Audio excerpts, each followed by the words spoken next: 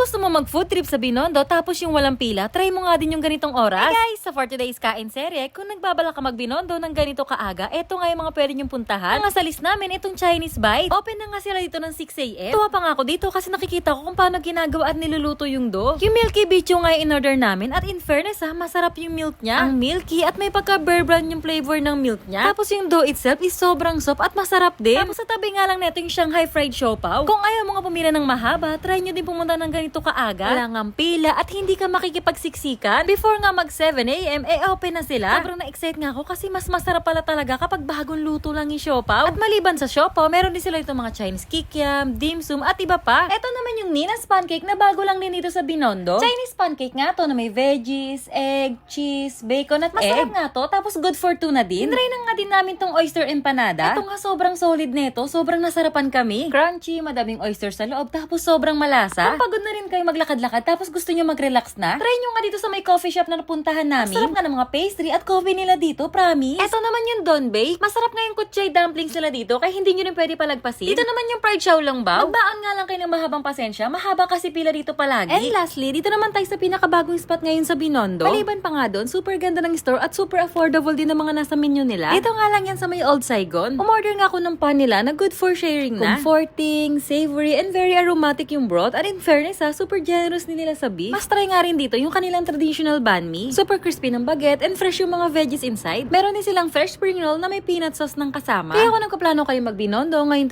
2026 tapos ayaw mo makipagsiksikan sa mga tao, save this video and follow for more.